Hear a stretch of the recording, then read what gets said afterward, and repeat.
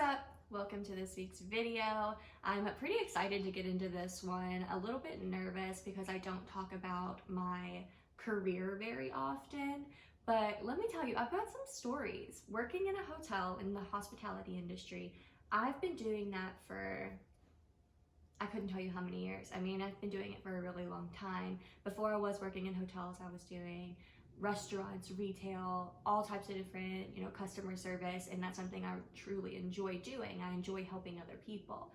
And when I first started working at hotels, my main goal was to immerse myself into cultures I otherwise wouldn't financially be able to get the experience from, if you know what I mean. Whenever I first started, I wanted to travel the world. I wanted to see all these things. I've been stuck in this small town that not a lot of people get out of.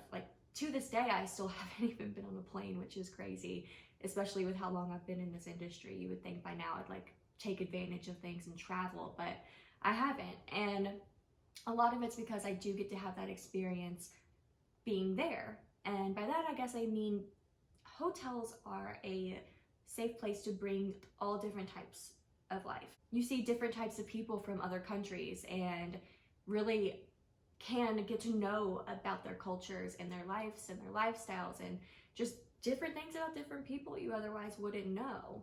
And I get to see hundreds of those a day, which is incredible. And it's incredible being able to meet a lot of these people. With that though, there's a few people that maybe you would want to meet, maybe you wouldn't.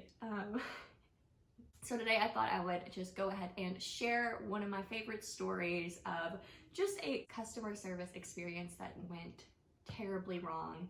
So it was a really busy day. There's a few different types of busy days you can have, working at a hotel, obviously. You can either see hundreds of people a day, or there's the days where the phone doesn't stop. I mean, that's usually a Monday. Mondays are where people have allowed whatever they're wanting to know build up over the span of the weekend, as if the hotel's not open over the weekend, so why call? I don't know. Not even gonna get into that, but a lot of people will wait until Monday to call. And so those days are just a lot busier, especially if you're by yourself and you're the only one that's able to take calls that day. And so it was one of those days. It was a Monday afternoon, probably around 4:30-ish. And we have a really large corporation, a really well-known corporation. Their building is right next to us. And so whenever, they let out for the day, the parking garage that we utilize is also the same one that they utilize. So it just can get pretty busy. I had a guest come up. He had been in a meeting all day and he had asked if I could have our valet driver pull around a car. And I said, of course, yes. I radioed our valet driver and they said, yeah, of course, I'll be right back. And so I get a phone call, I'm on the call and I see, the guest had walked away and the valet driver, I saw him come out front to grab keys and go back to the garage.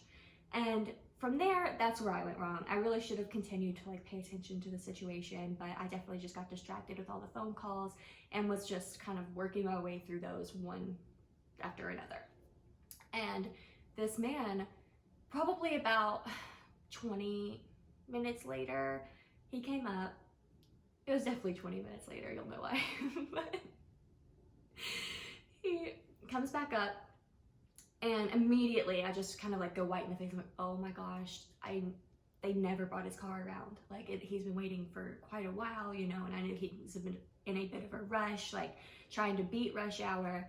And so whenever I noticed he was kind of, looking at me, I called the valet driver over our radio again and I asked kind of what the status was. And he was like, I'm sorry, I'm stuck in the garage. This company just let out, so all of their employees are trying to exit and it's just taking a really long time. Things are backed up.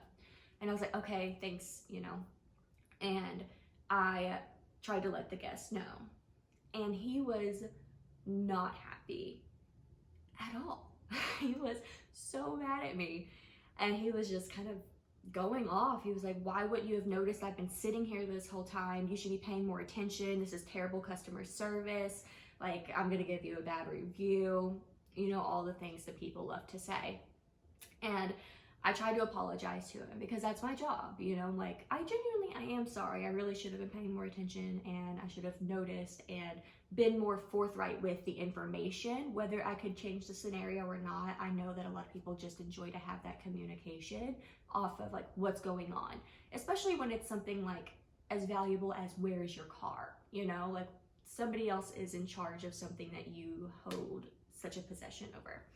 And I do understand that. I definitely do. And so for that, I was very sorry that I really hadn't taken the time to follow through. I just kind of allowed myself to get distracted and, you know, move on to the next thing. And so I told him I was sorry. I was going back and forth with him, like, you know, I'm sorry. Like, he is in the garage. I've gotten some updates from him. He's trying to get through. And he was like, well, I need to leave. And I said, I completely understand. I promise that he's doing the best that he can. He is trying to get the car pulled right around as soon as possible. And he starts to become more and more irate and starts to really emphasize the fact he needs to go. I again was like, I am sorry. I'm sorry.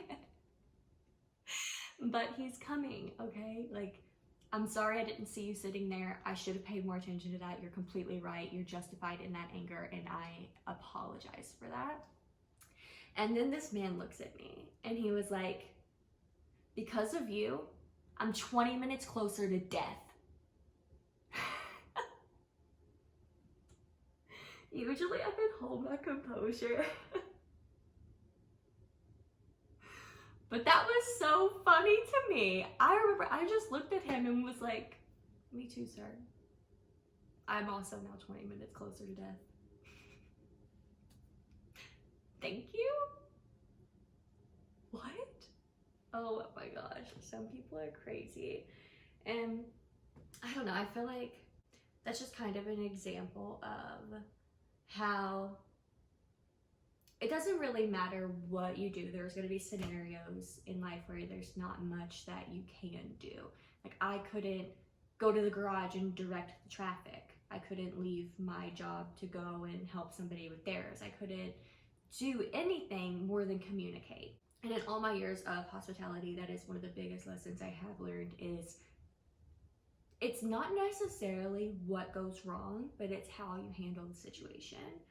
And that's something I'm the most proud of, because this happened, it's been quite a long time since this happened. And it was when I was more green to the role that I was in. And having people come up and just like angry at you, it's really easily to take that personally. It's really easily to internalize that and say, like, that man said this about me. That man was mad at me. But he wasn't mad at me. He was mad at the situation, and I was the face of that problem. Because if he told me there was a problem, he expects me to deliver the solution. And whether that's fair or not, unfortunately, that's just the way it is. If you go to the doctor and you look at the doctor and say, hey, I'm having something going on with my heart, you're not expecting his wife to call you later. Like, you're expecting him to call you back. You're expecting somebody with the valuable knowledge that you don't have in that situation to give you the answer. And that's exactly what I needed to have done. And I did not necessarily do the best job at that. Yes, thank you. Oh, stretch.